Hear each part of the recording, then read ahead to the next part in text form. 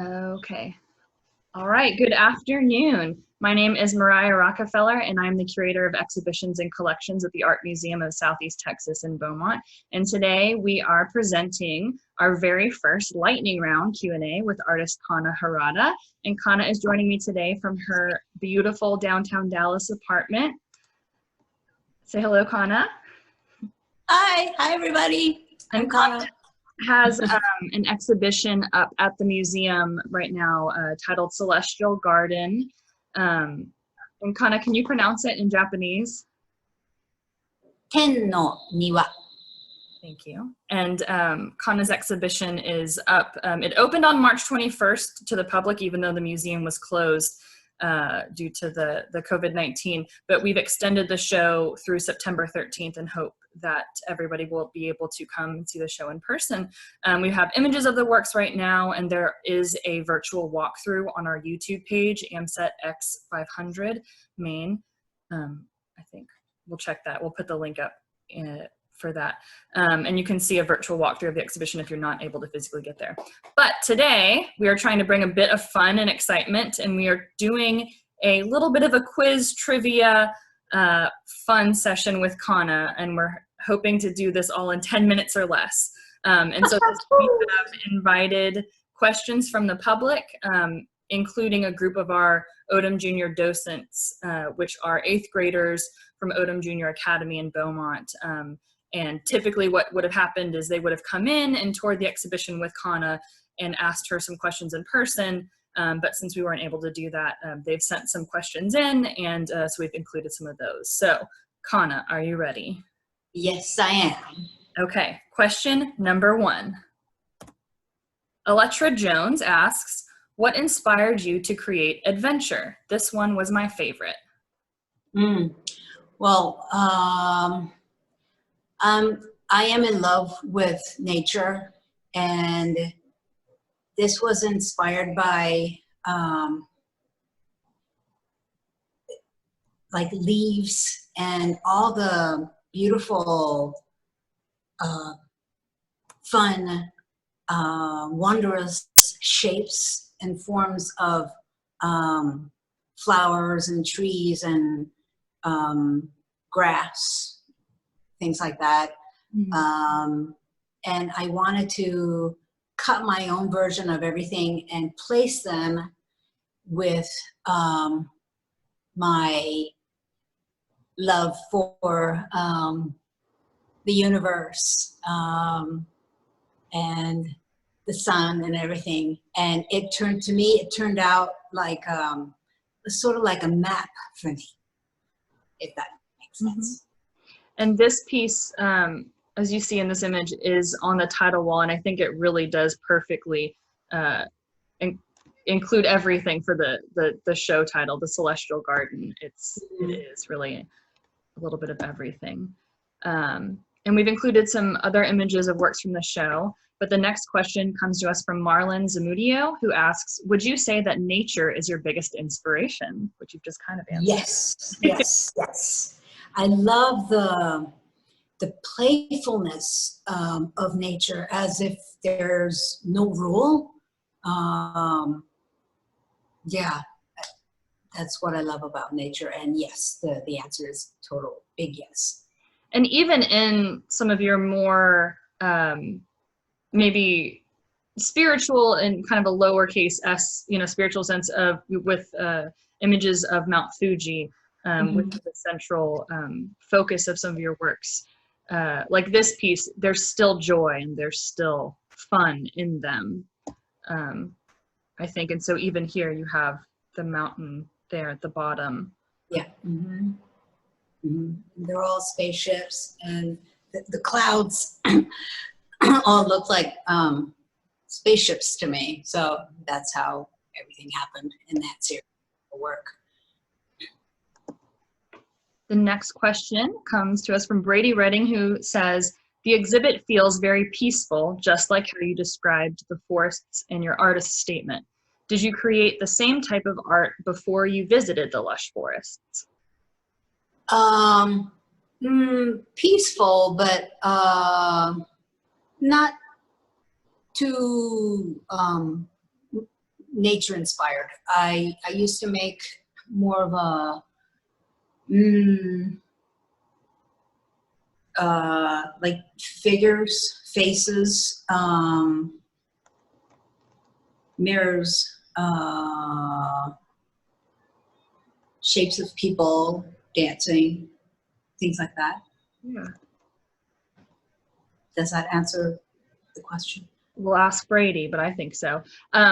So, and I'm curious when, you know, Brady's referring to the lush forests, and and I selected this photo of portrait to go with that because one of the things that you were talking about when we were installing, which I think is really interesting to include and let everybody know, is this was one of the pieces where you are hoping that, you know, the mirror is actually a mirror that somebody can look in, and you're hoping that when somebody encounters the work, they can see themselves in a forest, right? So you have White forest. foam coming down, the white forest, yes, excuse me. You have the white foam coming down, but also the shadows that kind of replicate that forest in infinity. So you're seeing yourself in this forest. And so I think Brady really kind of keyed in on that. So this piece, Travis Purdy asks, how long did it take you to do this? So, and Travis didn't ask about any particular work, so I kind of wanted to leave that open to you. Well, as for this piece, it took me a year. Okay. And fortunately, I am a full-time artist, and I literally am at the studio like 24/7, from morning till night.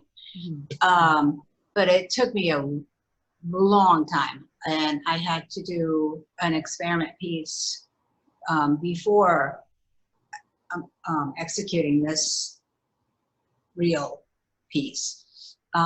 So it took me a year for this one, but and of course it really depends on the piece, the size, and how intricate it is, and et cetera, et cetera. But usually, average, it takes me about 3-4 months to make one piece.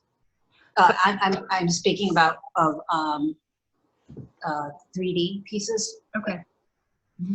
And to give the viewers a scale, this piece is suspended from the ceiling, and our ceilings are about, from floor to ceiling tiles are about 15 feet. So just to give everybody a scale of that piece. The last question comes to us from Paula Banda, who asks, what do you hope people think about your art? I would love it if people experience the sense of, like peace. Yeah. Like taking load off, just sense of peace and calmness. And their own beauty. I think everybody will when they can come see it. It really is a beautiful show. Yeah, I'm happy. Good. So this is the last piece here, Happy Place. And so this is different from a few of the other suspended sculptures because it's cut paper media. So a lot of the 3D pieces in the exhibit are cut foam, but this one is actually cut paper. Yes, I experimented with very thick watercolor paper. Okay. Yeah, and see how things worked. And I was able to do things that I couldn't do with foam sheet, so that was fun to do. And have you continued to do more of those pieces with the cut paper since Happy Place? Maybe. Oh, will I or did I? Will you? I asked did you, but will you? I probably will, yeah. Okay, Kana. Quiz time. We're over. Now it's quiz time. So we've decided to ask you a few questions. Because Mount Fuji is a big inspiration to you, we've decided to ask you about something that has nothing to do with Mount Fuji, and everything to do with other mountains in the world. So there's only a few, and we're going to go fast, and I can help you on some of them if I know them, okay? Are you ready? Yes. So this quiz is called Peekaboo. Mm-hmm. First question. What is the world's longest mountain range on land, not in outer space? Any clues? Any ideas?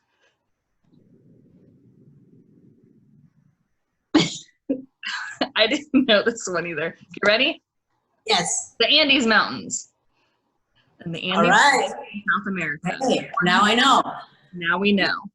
Yes, learning something new every day. Yes. Okay, ready for next one.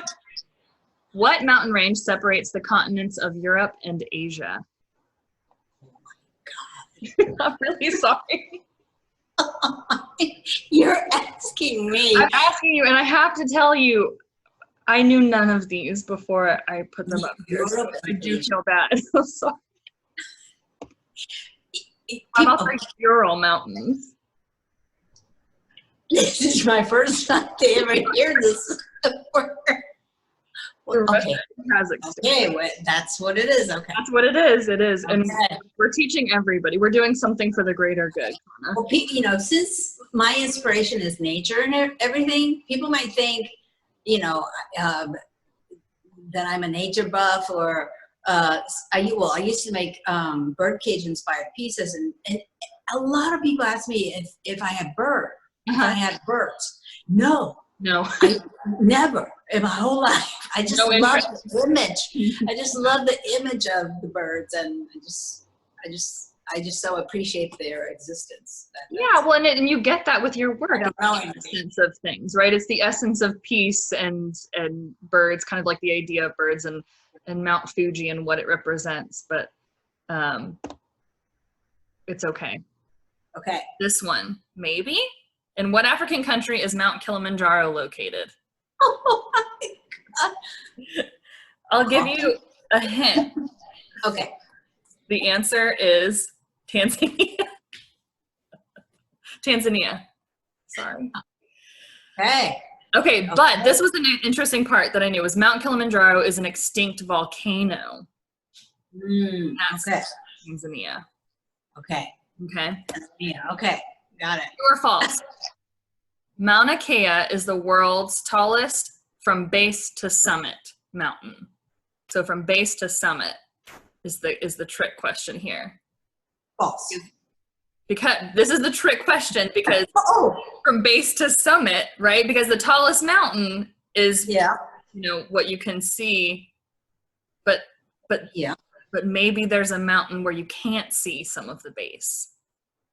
Oh, well, I don't know. I would still say false. Okay. True.